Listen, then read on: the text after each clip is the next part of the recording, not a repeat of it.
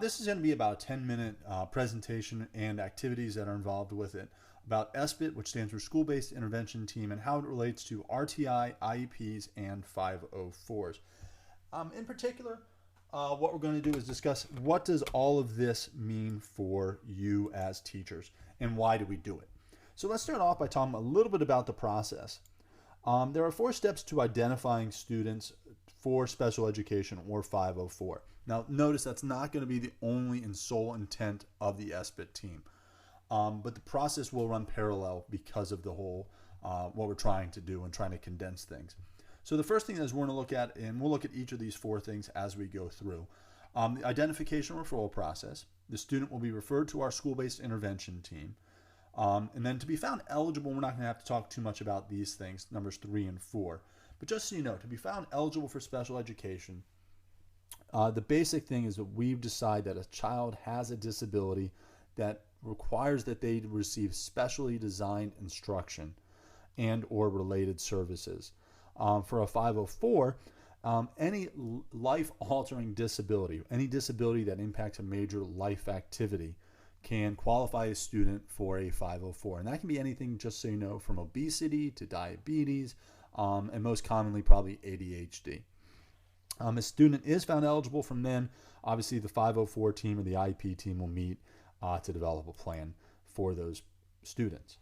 The screening process, and just so you can understand, we're going to sort of have 2 parallel screening processes that go on, and recommendation process. The first one is just sort of the universal screening. We're going to take a look at all the data that we get, whether it's MAP scores from middle school, SOL scores, grades, disciplinary referrals, to identify students that might need the services of the school-based intervention team. And then a second part to that is anyone can be recommended to the sbit team, and that can come from a staff member, that can come from a parent, or that can come from an outside agency. Now, of course, we're not expecting the parents to know what sbit is and all those things, but what frequently does happen, and I'm moving over here to the special education timelines, but I think it is extremely important that you understand those, is a parent might come in and, for example, say, at parent-teacher conferences, I think my daughter, she has ADHD, and I really think she could qualify for fill in the blank, special education, 504, whatever. I think maybe we should really look at that. Well, as soon as that parent makes that type of statement, the clock starts ticking, and I have 3 business days to decide whether we want to evaluate that student for a 504 or for an IEP, special education eligibility, to request an sbit meeting, or to deny the request. Most frequently, to me, that second one, request an sbit meeting, that I'm going to pursue. But I can only do that within 3 business days if I'm informed of it. So if you have a request, even if it seems to be a relatively vague request, please let me know so that we can work within the federally mandated timelines. From there, our sbit team or our child find team or our 504 team must meet within 10 business days. So it's, again, extremely important that you give us that opportunity. And that 10 business days, by the way, starts clicking pretty much as soon as that initial request, whether it's in writing or whether it's orally done, starts clicking. And then from there, we have 65 business days, again, from the original date, getting confusing a little bit, to determine whether or not that student meets special education criteria. So who should be referred, and how should you refer students to the sbit team? Well, pretty much any student that is having academic or behavioral problems that are interfering with academic performance, and this can be obviously they're struggling academically, their behavior is interfering with their ability to do well academically, should be referred.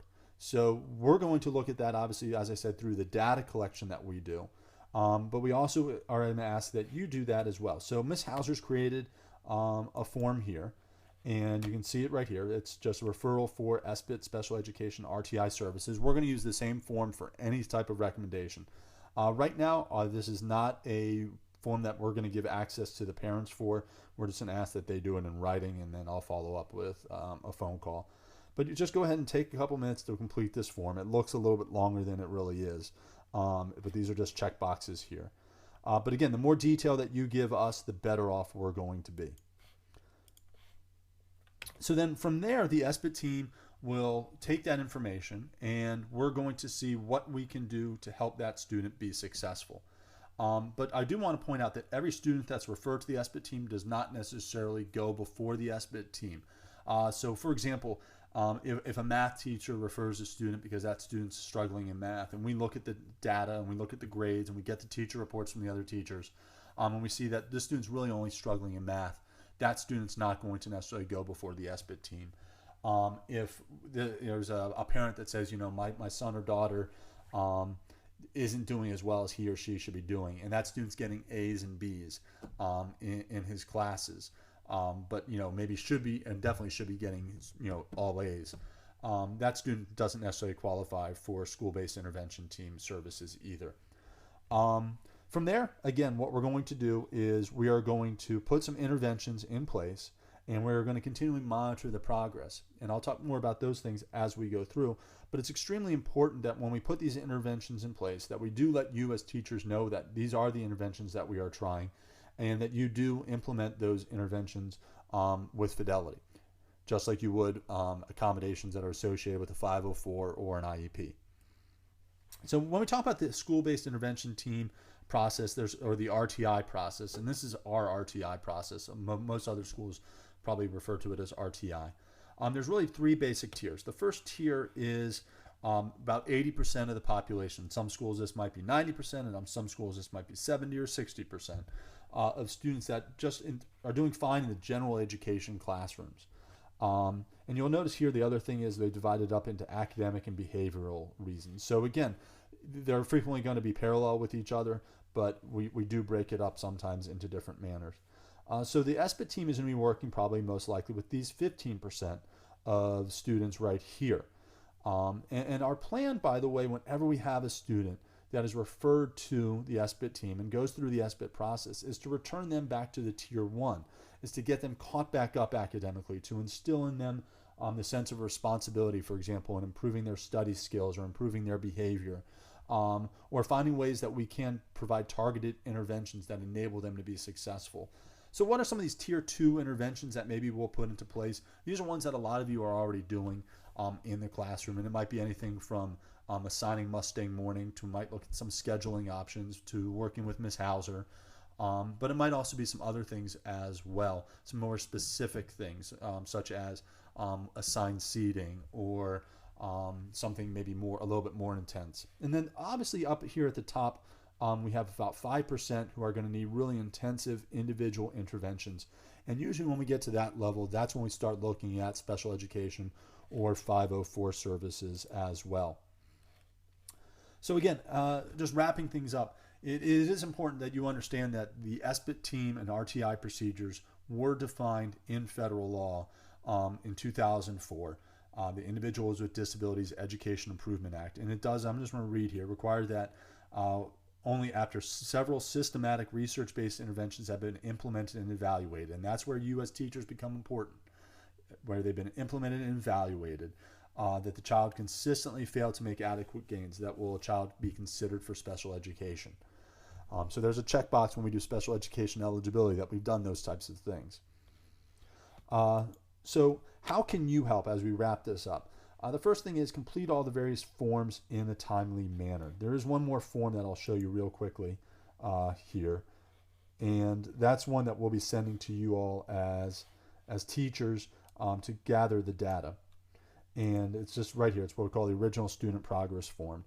So we're just going to ask you to find the student's motivation, non-academic skills, teacher-peer relationships, academic skills, self-control, and some other basic information as well. So again, this is going to be very helpful to us in determining a plan of action. The other things that we want, obviously, is implement those interventions as I talked about with fidelity. They're not something that you have the option of using. You can't say, well, this is just something that this team recommended. No, you have to do it. You don't want to put us in that situation, yourself in that situation, and more importantly, you don't want to put that child in that situation as well. Occasionally, we will invite teachers to the SBIT meetings.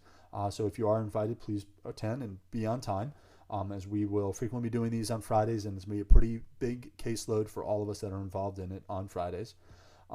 Occasionally, we'll have something called a case manager. So each of the students that goes through this SBIT team, we'll assign them a case manager, and it's nothing too intense. It's not like being a special ed case manager probably, But for example, if we see a student that, for example, plays baseball, we might ask Coach Hunt to serve as the case manager. And that might be someone that's going to serve as a point of reference for both the teachers, the student, the parent, and occasionally just do some check-ins and check-outs. It could be a teacher that student has bonded with. It might not be a teacher that student currently has. It might be, I did really well last year, and it was because of Miss Reynolds. So we might ask Miss Reynolds to be that case manager.